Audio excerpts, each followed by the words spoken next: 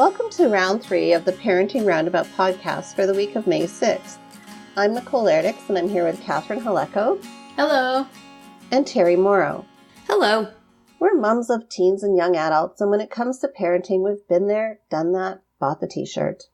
But we're still waiting for that day when we'll reach the finish line and have no further need to lay down in a dark room with a wet rag over our eyes, worrying about something or other. Wednesday is complaint day here on Parenting Roundabout, and our target today is our kids. Who else? And more specifically, all the things that we have tried to teach them, but they have just failed to learn. Ungrateful. And whose fault is that? Certainly not mine. No. I tried cooking my kids.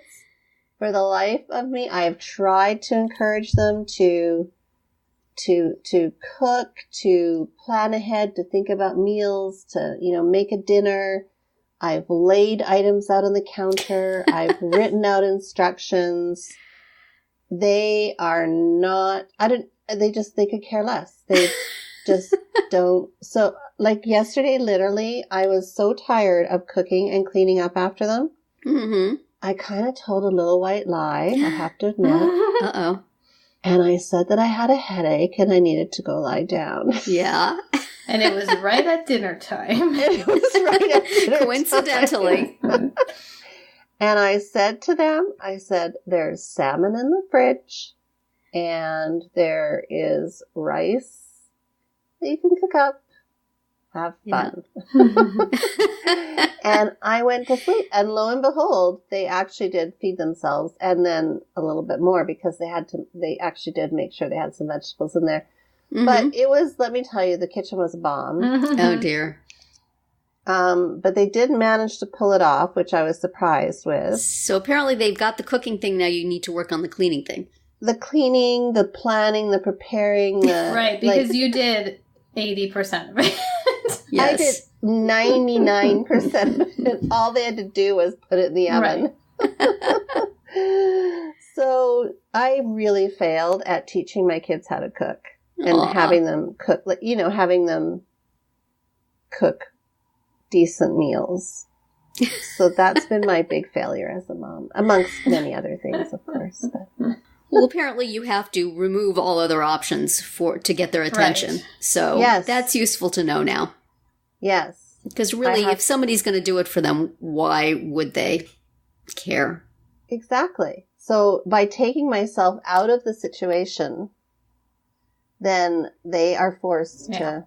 And I realized actually lately that's become a very effective method of kind of reinforcing positive behavior. Because my daughter, I would get up in the morning with her for her entire high school career. Actually, I would get up in the morning. Mm-hmm. I would get her breakfast together. I'd put her lunch together, and then I'd, say goodbye to her at the door. Yeah, it was kind of our little routine. But as time went on, she, she's on her own schedule, right? So she's she's kind of doing this and doing that, and you're yelling at her, you're getting late, you're running late, hurry up. And then she'd be like, stop yelling at me, I'm moving. And so it would, 9 times out of 10, our mornings would be not how it used to be. Yeah. This nice little happy morning routine thing. And so I just said, you know what, fine, you can do it yourself, and I'm going to stay in bed and sleep. And so Yay. I did that, and, but I said, you have to come in and say goodbye to me. Yeah. So I know that you're leaving. And I have to say that our mornings are getting a little bit better. I mean, she manages to get to school and she manages to eat. So that's a good thing. But it's hard. We have to just remove ourselves from the equation is what you seem to be saying here. I guess if you want them to, if you've taught them and they haven't learned, then you just throw them in the pool and remove the supports. Yeah. And you figure, of course, that's not what my professional inclusion side of me would say. The parenting side says remove all the support. Quickly, suddenly, like a Band-Aid. Yeah.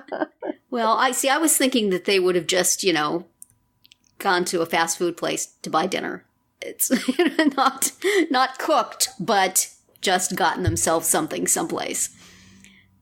Oh, heaven forbid they have to get out of the house. And well, they can call Uber Eats, right? Yeah, Uber. Yeah. But then, oh my gosh, they would have to pay for it. Oh, right. Okay. So cooking and leaving a mess is easier than paying for it.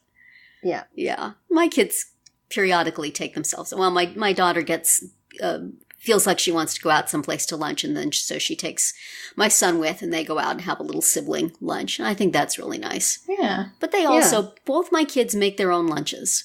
And, my husband and I don't cook either. My husband does all the cooking, and I like that. And I would probably, have if he's not home, I have my daughter cook. So I am the person who doesn't do things in this situation, but I think they've gotten some abilities. I don't think that I would necessarily expect them to start with raw meat and make a dish, but they can heat up things. They can open cans. They can, make sandwiches, and have done so on many occasions. So they can take frozen food out of the freezer and put it in the oven and make it edible. So I'm calling that good. Mm-hmm. I think that's fine. Yeah? Yeah. That is good. So the lunch has been a big thing about getting them to be able to make their own lunches. My daughter's been doing that for a long time, my son more recently. And they also, they get their own breakfasts quite a lot too, I think. They usually heat up leftovers from the night before. So that's that's the level of cooking I have taught my children.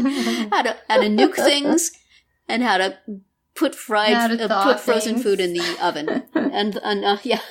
And how to cook frozen food and how to go to the store and buy it. They do that sometimes. See, that's a big part of it.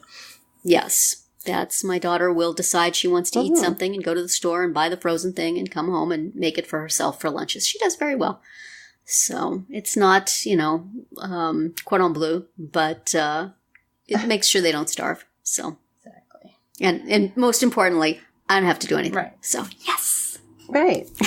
How about you, Catherine? Does your daughter cook? I would say she's kind of on the level of what Terry just said. Like she can do those things, and she will, like, if she's feeling like she wants something that's not there, she'll do it, and she'll sometimes pack a lunch, and she definitely deals with her own breakfast. Although that usually means, like, grabbing an apple on her way out the door. It's, like, not exactly an elaborate breakfast. And my son, he has a few random things that he knows how to cook. And they both can make macaroni and cheese from a box, obviously. And he used to love tofu, and he would, like, fry up cubes of tofu just for a snack. So he can do those sort of things. Mostly my husband cooks, I would say, and the issue I have with my son in particular is he's just a grazer, and I guess Terry, you said this about your son too. He's just like wandering in and grabbing a handful of this or a bite of that, like, kind of all day long. So, so I have failed to teach him how to close the refrigerator when he's thinking about what he wants. He's always hanging out in front of the refrigerator with it wide open, which makes me crazy. Although the fridge does have its own alarm. So if he does it for too long, it starts to nag him, so I don't have to. Really? Yeah. Oh, that's cool. A self-nagging refrigerator. Yeah. That's awesome. Well, does it beep? It just beeps, right? Yeah. I wish I had that for cupboards. Exactly. There's a lot of things we could use that for. That'd be awesome. That would be for pantries and...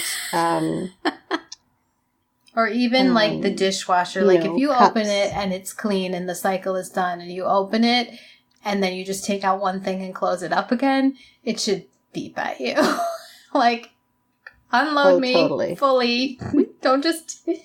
We need like I could use like a toothbrush that beeps when you use it, so you know if you don't hear the beep that the kid has not, in fact, done that thing that he swears he has done.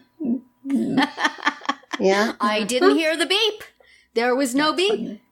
Yeah. Good idea. Quip, get on that. I think that could be the child version of Quip could have that capability. Yeah. I think, I tried to enforce that both my children were doing their own laundry, and it stuck with my daughter, but it did not with my son. And and I kept doing it because it would be like, I'm going to wash my stuff and like household stuff, so I might as well wash yours too. Right. Yeah. And that just kept happening. And then my daughter finally was like, what happened to us doing our own laundry? Like, she noticed.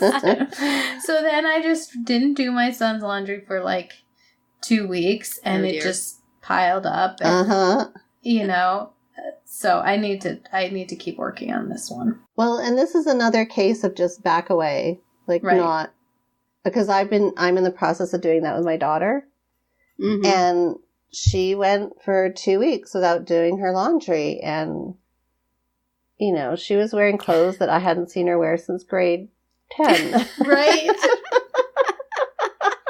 So there's a good thing. You're like, rotating the stock in the closet. Yeah. That's good. And the thing is that I, for whatever reason, I was like totally able to do that with my daughter. Just like ignore it and let her deal with it.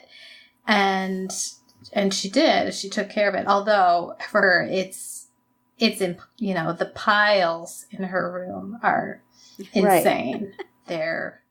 And like my son's room is all picked up and neat. And I don't know if these two things are related or not. No, my daughter's room's the same way because she's been doing her own laundry. So things are just a disaster because she doesn't fold them and doesn't put them away. And My daughter has been doing her own laundry for quite some time, and she's very organized about it, and she folds it and she puts it away. She's really, really good. Wow. And she will sometimes, she and my son share a bathroom, so she will wash his towel sometimes when she does her towel. But other than that, we do his laundry. And I don't see that ending anytime soon. Right. But she has really, really good, sort of life skills. Right. With the cooking and the shopping and the laundry. And she does it. I don't do laundry either. My husband does the laundry. So I'm pretty much useless, as you can tell. I just do podcasts. Somehow she's learned I don't all do any this, actual useful work. Yeah, that's true. That's true. She's been doing it for a long time, and she does very well with it and takes good care of it. So you did teach her at one point. Right. Or your husband. Somebody taught her. You too.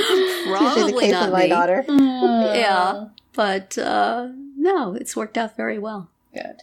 But we'll lay off the complaints then, since she does. She does do it. And we'll say that that's it for today's round 3. Tune in tomorrow and we'll obsess about screen time, and then come back on Friday to see what we've come up with for our Roundabout Roundup picks this week. Find all of our episodes at parentingroundabout.com and talk back in the comments there on our Facebook page or on Twitter, where you'll find us at Roundabout Chat.